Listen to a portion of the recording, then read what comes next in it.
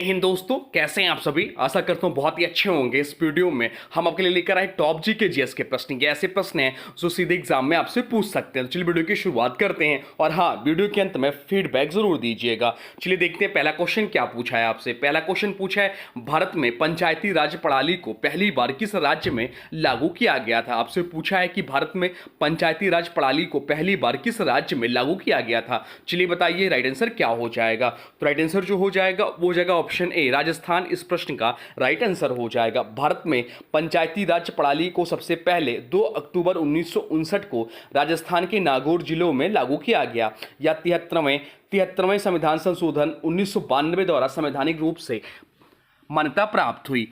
इसे लागू करने में बलवंत राय मेहता समिति की सिफारिशें महत्वपूर्ण थी। अब चलते हैं अगले प्रश्न की ओर, देखते हैं अगला प्रश्न क्या पूछा है आपसे। अगला प्रश्न पूछा है, संघ लोक सेवा आयोग के अध्यक्ष की नियुक्ति कौन करता है। आपसे पूछा है कि संघ लोक सेवा आयोग के अध्यक्ष की नियुक्ति कौन करता है। चलिए बताइए राइट आंसर क्या हो जाएगा। तो राइट आंसर जो हो जाएगा वो हो जाएगा ऑप्शन सी, भारत के राष्ट्रपति। इस प्रश्न का राइट आंसर हो जाएगा ऑप्शन सी, इस प्रश्न का राइट आंसर हो जाएगा। संविधान के अनुच्छेद 316 के अनुसार, अनुच्छेद ध्यान रखिएगा पूछ लेता है एग्जाम में, तो संविधान के अनुच्छेद 316 के अनुसार संघ लोक सेवा आयोग के अध्यक्ष और अन्य सदस्यों की नियुक्ति भारत के राष्ट्रपति द्वारा की जाती है। यूपीएससी एक संवैधानिक निकाय है जिसकी स्थापना संविधान के भाग 14 के अंतर्गत हुई थी। यूपीएससी की स्थापना 1 अक्टूबर 1926 को ब्रिटिश काल में हुई थी। संवैधानिक दर्जा जो मिला 26 जनवरी 1950 से। मुख्यालय ही नई दिल्ली में। और वर्तमान समय में जो इसके अध्यक्ष हैं वो हो जाते हैं अजय कुमार जी। अजय कुमार जी वर्तमान समय में संघ लोक सेवा आयोग के अध्यक्ष हैं। अब चलते हैं अगले प्रश्न की ओर, देखते हैं अगला प्रश्न क्या पूछा है आपसे। अगला प्रश्न पूछा, शाहनामा नामक प्रसिद्ध ग्रंथ किसने लिखा। आपसे पूछा है कि शाहनामा नामक प्रसिद्ध ग्रंथ जो है किसने लिखा है। चलिए बताइए राइट आंसर क्या हो जाएगा। राइट आंसर कमेंट बॉक्स में लिख दीजिए। राइट आंसर हो जाएगा ऑप्शन ए, फिरदौसी। इस प्रश्न का राइट आंसर हो जाएगा। शाहनामा एक प्रसिद्ध फारसी महाकाव्य है जिसे फिरदौसी ने लिखा था। यह फारस के इतिहास और वीर गाथाओं का वर्णन करता है। यह ग्रंथ पर्शियन यानी कि फारसी साहित्य की महान कृतियों में गिना जाता है। फिरदौसी गजनवी साम्राज्य के सुल्तान महमूद गजनवी के दरबार से जुड़े थे। उन्होंने फारसी का महाभारत भी कहा जाता है, इसे फारसी का महाभारत भी कहा जाता है। अब चलते हैं अगले प्रश्न की ओर, देखते हैं अगला प्रश्न क्या पूछा है आपसे। अगला प्रश्न पूछा, तीनों गोलमेज सम्मेलन यानी कि राउंड टेबल कॉन्फ्रेंस कहाँ आयोजित किए गए थे। आपसे पूछा है कि तीनों गोलमेज सम्मेलन कहाँ आयोजित किए गए थे। चलिए बताइए राइट आंसर क्या हो जाएगा। तो राइट आंसर जो हो जाएगा वो जगह ऑप्शन है लंदन। इस प्रश्न का राइट आंसर हो जाएगा। तीनों गोलमेज सम्मेलन 1930, 1931 और 1932 में लंदन में आयोजित किए गए थे। दूसरे गोलमेज सम्मेलन 1931 में महात्मा गांधी ने भाग लिया था। या ब्रिटिश सरकार द्वारा भारतीय संविधान सुधारों पर चर्चा के लिए बुलाए गए थे। अब चलते हैं अगले प्रश्न की ओर, देखते हैं अगला प्रश्न क्या पूछा है आपसे। अगला प्रश्न पूछा, एड्स किस वायरस के कारण होता है। आपसे पूछा है कि एड्स जो है किस वायरस के कारण होता है। चलिए बताइए राइट आंसर क्या हो जाएगा। राइट आंसर जो हो जाएगा वो जगह ऑप्शन बी, एचआईवी। इस प्रश्न का राइट आंसर हो जाएगा। एचआईवी का फुल फॉर्म भी ध्यान रखिए पूछ लेता है एग्जाम में। तो एचआईवी का फुल फॉर्म है human immunodeficiency virus. AIDS का पूरा नाम क्या है यह भी ध्यान रखिए, तो acquired immuno deficiency syndrome AIDS का पूरा नाम है। यह बीमारी एचआईवी वायरस के कारण होती है जो शरीर की प्रतिरक्षा प्रणाली को कमजोर कर देता है। एचआईवी संक्रमण के बाद एड्स विकसित हो सकता है यदि उसका इलाज ना हो। अब चलते हैं अगले प्रश्न की ओर, देखते हैं अगला प्रश्न क्या पूछा है आपसे। अगला प्रश्न पूछा है, जूनागढ़ शिलालेख निम्न में से किस भाषा का पहला शिलालेख माना जाता है। आपसे पूछा है कि जूनागढ़ शिलालेख जो है निम्न में से किस भाषा का पहला शिलालेख माना जाता है। चलिए बताइए राइट आंसर क्या हो जाएगा। तो राइट आंसर जो हो जाएगा वो जाएगा ऑप्शन डी, संस्कृत। इस प्रश्न का राइट आंसर हो जाएगा ऑप्शन डी, इस प्रश्न का राइट आंसर हो जाएगा। जूनागढ़ शिलालेख को संस्कृत भाषा का पहला शिलालेख माना जाता है। यह शिलालेख गुजरात के जूनागढ़ जिले में स्थित गिरनार पर्वत पर पाया जाता है। चलते हैं अगले प्रश्न की ओर, देखते हैं अगला प्रश्न क्या पूछा है आपसे। अगला प्रश्न पूछा है, प्रथम बौद्ध संगीति कहाँ हुई थी। आपसे पूछा है कि प्रथम बौद्ध संगीति जो है वह कहाँ हुई थी, यह आपसे पूछा है। चलिए राइट आंसर कमेंट बॉक्स में लिख दीजिए। तो राइट आंसर जो हो जाएगा वो हो जाएगा ऑप्शन सी, राजगृह में हुई थी। ऑप्शन सी इस प्रश्न का राइट आंसर हो जाएगा।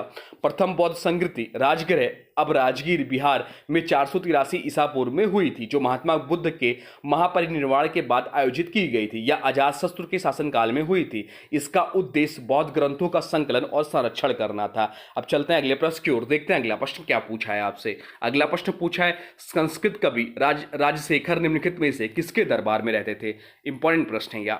आपसे पूछा है कि संस्कृत कवि राजशेखर जो है निम्नलिखित में से किसके दरबार में रहते थे। चलिए बताइए राइट आंसर क्या हो जाएगा। तो राइट आंसर जो हो जाएगा वो जगह ऑप्शन ए महिपाल प्रथम इस प्रश्न का राइट आंसर हो जाएगा। राजशेखर भारत के एक प्रसिद्ध संस्कृत कवि, नाटककार और आलोचक थे। वह प्रतिहार वंश के राजा महिपाल प्रथम के दरबारी कवि थे। उन्होंने स्वयं को महिपाल चढ़ विनीत यानी कि महिपाल के चरणों में समर्पित कहा है। इनकी प्रमुख रचनाएं जो रही हैं राजशेखर की वो काव्य मीमांसा यानी कि काव्यशास्त्र पर प्रसिद्ध ग्रंथ है, बालेंद्र दूतम, कपूर मंजरी प्राकृतिक भाषा में रचित नाटक है, या विधत सभा और प्रियदर्शिका, ये सभी इनके महत्वपूर्ण रचनाएं हैं। अब चलते हैं अगले प्रश्न की ओर, देखते हैं अगला प्रश्न क्या पूछा है आपसे। अगला प्रश्न पूछा है पृथ्वी दिवस कब मनाया जाता है। आपसे पूछा है कि पृथ्वी दिवस जो है अर्थ डे कब मनाया जाता है। चलिए बताइए राइट आंसर क्या हो जाएगा। तो पृथ्वी दिवस जो मनाया जाता है वह 22 अप्रैल को मनाया जाता है। 22 अप्रैल को पृथ्वी दिवस मनाया जाता है। हर साल 22 अप्रैल को पृथ्वी दिवस मनाया जाता है, जो पर्यावरण संरक्षण के लिए जागरूकता फैलाने का दिन है। बाकी ऑप्शन में दिया है 5 जून को पर्यावरण दिवस मनाया जाता है। 22 अप्रैल को पृथ्वी दिवस मनाया जाता है। 16 सितंबर को क्या मनाया, 16 सितंबर को ओजोन संरक्षण दिवस मनाया जाता है या ओजोन दिवस मनाया जाता है। और 2 अक्टूबर को हम लोग गांधी जयंती और श्री लाल बहादुर जी की जयंती मनाते हैं। अब चलते हैं अगले प्रश्न की ओर, देखते हैं अगला प्रश्न क्या पूछा है आपसे। अगला प्रश्न पूछा है किस संविधान संशोधन द्वारा नगर पालिका को संवैधानिक दर्जा दिया गया। आपसे पूछा है कि किस संविधान संशोधन द्वारा नगर पालिका को संवैधानिक दर्जा दिया गया। चलिए बताइए राइट आंसर क्या हो जाएगा। तो राइट आंसर जो हो जाएगा वो जाएगा ऑप्शन सी 74वां संविधान संशोधन इस प्रश्न का राइट आंसर हो जाएगा। 74वें संविधान संशोधन 1992 द्वारा नगर पालिकाओं को संवैधानिक दर्जा दिया गया था या 1993 में लागू किया गया। नगर पालिका 3 स्तरों में विभाजित है, नगर पंचायत, नगर पालिका और नगर निगम। इसमें शहरी प्रशासन की व्यवस्था को मजबूत किया गया। अब चलते हैं अगले प्रश्न की ओर, देखते हैं अगला प्रश्न क्या पूछा है आपसे। अगला प्रश्न पूछा है लोक नृत्य और राज्य के युग्मों में कौन सा एक सुमेलित नहीं है। आपसे पूछा है कि लोक नृत्य और राज्य के युग्मों में से कौन सा एक सुमेलित नहीं है, यह आपसे पूछा है। चलिए बताइए राइट आंसर क्या हो जाएगा। तो तमाशा जो है वह महाराष्ट्र का, यह सही है। कजरी जो है उत्तर प्रदेश का लोक नृत्य है, यह भी सही है। बाउल जो है पश्चिम बंगाल का लोक नृत्य है, यह भी सही है। झूमर जो दिया हरियाणा, यह गलत है, झूमर जो है हरियाणा का नहीं है। तो इस प्रश्न के हिसाब से इस प्रश्न का राइट आंसर हो जाएगा ऑप्शन डी, झूमर जो है हरियाणा या युग्म जो है सुमेलित नहीं है। झूमर मुख्यतः झारखंड, उड़ीसा, छत्तीसगढ़ और पश्चिम बंगाल के कुछ हिस्सों का लोकप्रिय लोक नृत्य है। इसे विशेष रूप से आदिवासी समुदाय द्वारा उत्सव और त्योहारों को समय दिया जाता है। बाकी हरियाणा की बात करते हैं, हरियाणा के प्रमुख जो लोक नृत्य हैं वो है धूमर, फाग, धमाल, रसिया आदि है। अब चलते हैं अगले प्रश्न की ओर, देखते हैं अगला प्रश्न क्या पूछा है आपसे। अगला प्रश्न पूछा है माउंट एवरेस्ट पर सफलतापूर्वक चढ़ाई करने वाली पहली भारतीय महिला कौन थी। आपसे पूछा है कि माउंट एवरेस्ट पर सफलतापूर्वक चढ़ाई करने वाली पहली भारतीय महिला कौन थी। चलिए बताइए राइट आंसर क्या हो जाएगा। तो माउंट एवरेस्ट को नेपाल में क्या कहते हैं, यह भी एग्जाम में पूछता है। तो नेपाल में जो कहते हैं वह सागर माथा कहते हैं। अब आप लोग कमेंट बॉक्स में बताइएगा कि इसे तिब्बत के लोग क्या कहते हैं, इसे तिब्बती भाषा में क्या कहते हैं नेपाल को। इसका जो राइट आंसर हो जाएगा वो जगह ऑप्शन बी बछेंद्री पाल इस प्रश्न का राइट आंसर हो जाएगा। बछेंद्री पाल 1984 में माउंट एवरेस्ट पर चढ़ने वाली पहली भारतीय महिला थी। अरुणिमा सिन्हा पहली विकलांग महिला थी जिन्होंने एवरेस्ट फतह किया। संतोष यादव 2 बार एवरेस्ट फतह किया है। चलते हैं अगले प्रश्न की ओर, देखते हैं अगला प्रश्न क्या पूछा है आपसे। अगला प्रश्न पूछा है सुभाष चंद्र बोस ने आज़ाद हिंद सरकार की स्थापना कब की थी। आपसे पूछा है कि सुभाष चंद्र बोस ने आज़ाद हिंद सरकार की स्थापना कब की थी, आपसे पूछा है। चलिए बताइए राइट आंसर क्या हो जाएगा। तो राइट आंसर जो हो जाएगा वो जाएगा ऑप्शन सी 1943 में। इस प्रश्न का ऑप्शन सी राइट आंसर हो जाएगा। सुभाष चंद्र बोस ने 21 अक्टूबर 1943 को सिंगापुर में आजाद हिंद सरकार की स्थापना की थी। इसकी राजधानी पोर्ट ब्लेयर यानी कि अंडमान निकोबार घोषित की गई थी। इस सरकार की अपनी मुद्रा और बैंकिंग प्रणाली थी। अब चलते हैं अगले प्रश्न की ओर, देखते हैं अगला प्रश्न क्या पूछा है आपसे। अगला प्रश्न पूछा है योग दर्शन के प्रतिपादक कौन थे। आपसे पूछा है कि योग दर्शन के प्रतिपादक कौन थे। चलिए बताइए राइट आंसर क्या हो जाएगा। तो राइट आंसर जो हो जाएगा वो जाएगा ऑप्शन ए पतंजलि इस प्रश्न का राइट आंसर हो जाएगा। पतंजलि को योग दर्शन के प्रणेता और प्रतिपादक माना जाता है। उन्होंने योग सूत्र नामक ग्रंथ की रचना की जो योग दर्शन का मूल आधार बना। चलते हैं अगले प्रश्न की ओर, देखते हैं अगला प्रश्न क्या पूछा है आपसे। अगला प्रश्न जो पूछा है वह पूछा है भारतीय राष्ट्रीय ध्वज को आधिकारिक रूप से कब अपनाया गया। आपसे पूछा है कि भारतीय राष्ट्रीय ध्वज को आधिकारिक रूप से कब अपनाया गया। चलिए बताइए राइट आंसर क्या हो जाएगा। तो राइट आंसर जो हो जाएगा वो हो जाएगा ऑप्शन सी, 22 जुलाई 1947 इस प्रश्न का राइट आंसर हो जाएगा। 22 जुलाई 1947 को भारतीय संविधान सभा ने तिरंगे को भारत का राष्ट्रीय ध्वज घोषित किया। इसमें केसरिया, सफेद और हरा रंग होता है, बीच में अशोक चक्र है। अशोक चक्र में 24 तीलियां होती हैं, या भी एग्जाम में पूछ लेता। चलते हैं अगले प्रश्न की ओर, देखते हैं अगला प्रश्न क्या पूछा है आपसे। अगला प्रश्न जो पूछा है वह पूछा है कौन सा राज्य भारत का सुगर बाउल कहलाता है। आपसे पूछा है कि कौन सा राज्य जो है भारत का सुगर बाउल कहलाता है। चलिए बताइए राइट आंसर क्या हो जाएगा। राइट आंसर हो जाएगा ऑप्शन ए, उत्तर प्रदेश इस प्रश्न का राइट आंसर हो जाएगा। उत्तर प्रदेश भारत का सबसे बड़ा गन्ना उत्पादक राज्य है, इसलिए इसे भारत का सुगर बाउल कहा जाता है। भारत दुनिया का दूसरा सबसे बड़ा चीनी उत्पादक देश है, तो आपको ध्यान रखना है पहला देश कौन सा है, तो चीनी उत्पादन में जो अग्रणी राज्य है, अग्रणी देश है वह आपका ब्राजील है। उत्तर प्रदेश में सबसे अधिक चीनी मिले हैं। अब चलते हैं अगले प्रश्न की ओर, देखते हैं अगला प्रश्न क्या पूछा है आपसे। अगला प्रश्न पूछा है मुगल साम्राज्य का संस्थापक कौन था। आपसे पूछा है कि मुगल साम्राज्य का संस्थापक कौन था, तो मुगल साम्राज्य का जो संस्थापक थे वो बाबर थे। बाबर इस प्रश्न का राइट आंसर हो जाएगा। ऑप्शन सी इस प्रश्न का राइट आंसर हो जाएगा। बाबर, जिसका पूरा नाम था जहीर उद्दीन मोहम्मद बाबर, मुगल वंश का संस्थापक था। उसने 1526 ईस्वी में पानीपत की पहली लड़ाई में इब्राहिम लोदी को हराकर भारत में मुगल साम्राज्य की नींव रखी थी। अब चलते हैं अगले प्रश्न की ओर, देखते हैं अगला प्रश्न क्या पूछा है आपसे। अगला प्रश्न पूछा है गदर पार्टी की स्थापना किस वर्ष हुई थी। आपसे पूछा है कि गदर पार्टी की स्थापना किस वर्ष हुई थी।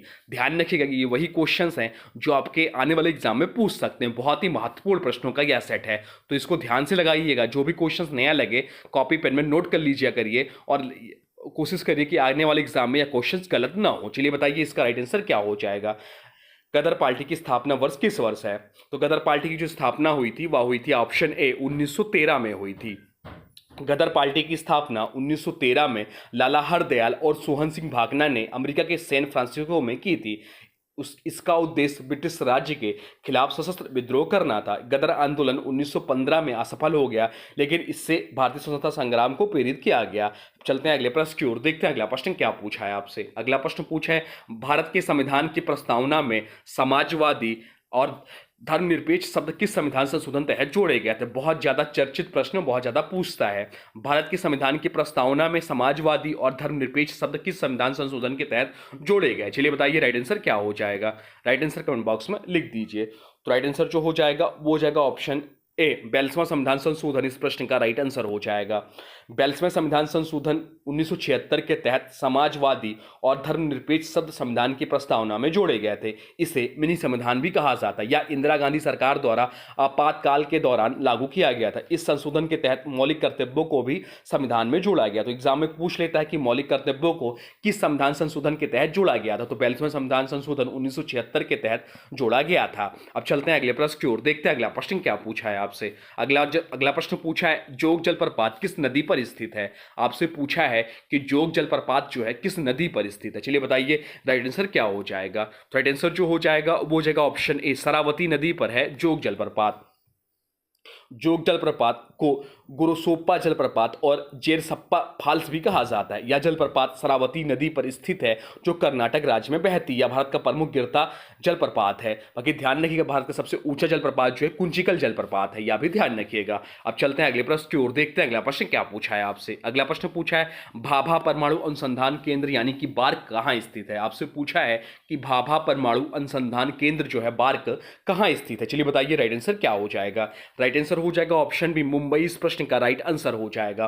भाभा परमाणु अनुसंधान केंद्र बार्क मुंबई में स्थित है और भारत के परमाणु अनुसंधान का प्रमुख केंद्र है। इसकी स्थापना 1954 में होमी भाभा ने की थी। अब चलते हैं अगले प्रश्न की ओर, देखते हैं अगला प्रश्न क्या पूछा है आपसे। अगला प्रश्न जो पूछा है वह पूछा है किस भारतीय स्वतंत्रता सेनानी को लोकप्रिय बंगाल टाइगर कहा जाता है। आपसे पूछा है कि किस भारतीय स्वतंत्रता सेनानी को लोकप्रिय बंगाल टाइगर कहा जाता है। चलिए बताइए राइट आंसर क्या हो जाएगा। तो राइट आंसर हो जाएगा ऑप्शन चित्तरंजन दास इस प्रश्न का राइट आंसर हो जाएगा। चित्तरंजन दास को देशबंधु यानी कि राष्ट्र का मित्र कहा जाता है और वह बंगाल के प्रमुख स्वतंत्रता सेनानी थे। स्वराज पार्टी के संस्थापक भी रहे। 1923 में स्वराज पार्टी की स्थापना हुई थी। उन्होंने अलीपुर बम केस में अरविंद घोष का बचाव किया था। चलते हैं अब अगले प्रश्न की ओर, देखते हैं अगला प्रश्न क्या पूछा है आपसे। अगला प्रश्न पूछा तेलंगाना भारत का कौन सा राज्य बना। आपसे पूछा है तेलंगाना राज्य की आंध्र प्रदेश से अलग होकर बना, या पूछा आपसे कि वो उस समय या कौन सा भारत का राज्य बना था। चलिए बताइए राइट आंसर क्या हो जाएगा? राइट आंसर हो जाएगा ऑप्शन सी, 29वां राज्य बना था।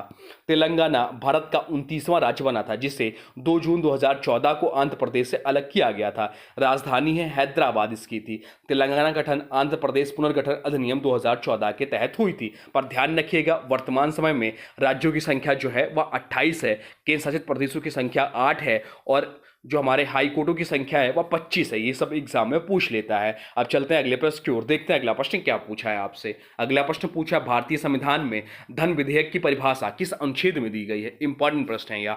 भारतीय संविधान में धन विधेयक की परिभाषा किस अनुच्छेद में दी गई है, यह आपसे पूछा है। चलिए बताइए राइट आंसर क्या हो जाएगा? राइट आंसर हो जाएगा ऑप्शन बी, अनुच्छेद 110 इस प्रश्न का राइट आंसर हो जाएगा। अनुच्छेद 110 भारतीय संविधान में धन विधेयक की परिभाषा और विशेषताएं बताता है। यह स्पष्ट करता है कि कौन से विधेयक को धन विधेयक माना जाएगा और इसकी प्रक्रिया क्या होगी। केवल यह जो धन विधेयक बिल है या केवल लोकसभा में पेश किया जा सकता है, राष्ट्रपति की अनुशंसा से ही पेश किया जा सकता है। राज्यसभा इसे अस्वीकृत नहीं कर सकता, केवल सुझाव दे सकती है। 14 दिनों के भीतर राज्यसभा को सुझाव देना होता है। अब चलते हैं अगले प्रश्न की ओर, देखते हैं अगला प्रश्न क्या पूछा है आपसे। अगला प्रश्न पूछा, दार्शनिकों का राजा की संकल्पना किसने दी थी? आपसे पूछा है कि दार्शनिकों का राजा, फिलोसफर किंग की संकल्पना किसने दी थी? चलिए बताइए राइट आंसर क्या हो जाएगा? तो राइट आंसर जो हो जाएगा वो जाएगा ऑप्शन सी, प्लेटो इस प्रश्न का राइट आंसर हो जाएगा। प्लेटो ने अपनी प्रसिद्ध पुस्तक रिपब्लिक में दार्शनिक राजा की अवधारणा दी थी। प्लेटो जो है ग्रीक दार्शनिक था और ये इनके शिष्य थे अरस्तु, यह भी ध्यान रखिएगा। अब चलते हैं अगले प्रश्न की ओर, देखते हैं अगला प्रश्न क्या पूछा है आपसे। अगला प्रश्न पूछा है, एशिया का नोबेल पुरस्कार किसे कहा जाता है? आपसे पूछा है कि एशिया का नोबेल पुरस्कार किसे कहा जाता है। चलिए बताइए राइट आंसर क्या हो जाएगा? राइट आंसर हो जाएगा ऑप्शन सी, रेमन मैग्सेसे पुरस्कार को एशिया का नोबेल पुरस्कार कहा जाता है। ऑप्शन सी इस प्रश्न का राइट आंसर हो जाएगा। रेमन मैग्सेसे पुरस्कार को एशिया का नोबेल पुरस्कार कहा जाता है। यह समाज सेवा, नेतृत्व और पत्रकारिता के क्षेत्र में उत्कृष्ट योगदान के लिए दिया जाता है। इसकी शुरुआत 1957 में भारत के पहले विजेता विनोबा भावे 1958 में थे। अब चलते हैं अगले प्रश्न की ओर, देखते हैं अगला प्रश्न क्या पूछा है आपसे। अगला प्रश्न पूछा है, भारत के किस राज्य में लोनार झील स्थित है? आपसे पूछा है कि भारत के किस राज्य में लोनार झील स्थित है। चलिए बताइए राइट आंसर क्या हो जाएगा? तो इसका जो राइट आंसर हो जाएगा वो जाएगा ऑप्शन बी, महाराष्ट्र में स्थित है लोनार झील। अब चलते हैं अगले प्रश्न की ओर, देखते हैं अगला प्रश्न क्या पूछा है आपसे। अगला प्रश्न पूछा है, एंटीबायोटिक की खोज किसने की थी? आपसे पूछा है कि एंटीबायोटिक की खोज किसने की थी। चलिए राइट आंसर कमेंट बॉक्स में लिख दीजिए, बताइए कौन है एंटीबायोटिक की खोज करता। तो राइट आंसर हो जाएगा वो जाएगा option A, Alexander Fleming antibiotic की खोज की थी। अलेक्जेंडर फ्लेमिंग ने 1928 में पेनिसिलिन की खोज की, जो दुनिया की पहली एंटीबायोटिक थी। एडवर्ड जेनर की बात करें तो चेचक का टीका इन्होंने 1796 में पता लगाया, और लुई पास्चर की बात करें तो रेबीज का टीका की खोज इन्होंने की थी। अब चलते हैं अगले प्रश्न की ओर, देखते हैं अगला प्रश्न क्या पूछा है आपसे। अगला प्रश्न पूछा, किस ग्रह को मॉर्निंग स्टार और इवनिंग स्टार दोनों कहा जाता है? आपसे पूछा है कि किस ग्रह को मॉर्निंग स्टार और इवनिंग स्टार दोनों कहा जाता है। चलिए बताइए राइट आंसर क्या हो जाएगा? राइट आंसर हो जाएगा ऑप्शन सी, शुक्र ग्रह को मॉर्निंग स्टार और इवनिंग स्टार कहा जाता है। शुक्र ग्रह को सुबह का तारा और शाम का तारा दोनों कहा जाता है, क्योंकि यह सूर्योदय और सूर्यास्त के समय चमकता है। यह सौरमंडल का सबसे गर्म ग्रह है, जिसका वायुमंडल मुख्यतः कार्बन डाइऑक्साइड से बना है, और यह सबसे चमकीला ग्रह भी है। अब चलते हैं अगले प्रश्न की ओर, देखते हैं अगला प्रश्न क्या पूछा है आपसे।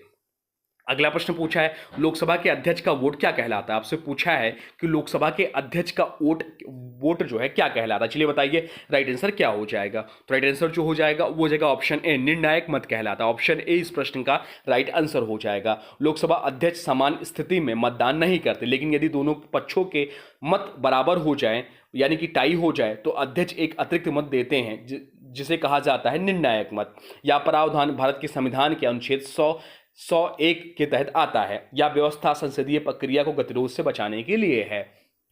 और वर्तमान समय में जो हमारे लोकसभा अध्यक्ष हैं वो ओम बिरला जी, जो कि कोटा से सांसद हैं। तो ये रहे आपके टॉप जीके जीएस के प्रश्न। अब आज की वीडियो से प्रश्न है, इसका राइट आंसर आप लोगों को कमेंट बॉक्स में बताना है। आज की वीडियो से प्रश्न है एशिया का नोबेल पुरस्कार किसे कहा जाता है? आपसे पूछा गया है कि एशिया का नोबेल पुरस्कार किसे कहा जाता है। इसका जो भी राइट आंसर होगा कमेंट बॉक्स में जरूर बताइएगा। और हाँ, वीडियो कैसा लगा इसके बारे में भी जरूर बताइए। कोई सुझाव हो तो भी कमेंट बॉक्स में लिख दीजिए। और हाँ देखिए, अभी तक आपने वीडियो को लाइक नहीं किया तो प्लीज़ वीडियो को लाइक कर दीजिए और वीडियो को किसी स्टडी ग्रुप में शेयर कर दीजिए। और चैनल पे नए हैं तो चैनल को सब्सक्राइब कर लीजिए। तो चलिए मिलते हैं नए वीडियो में, तब तक के लिए thanks for watching railway exam target.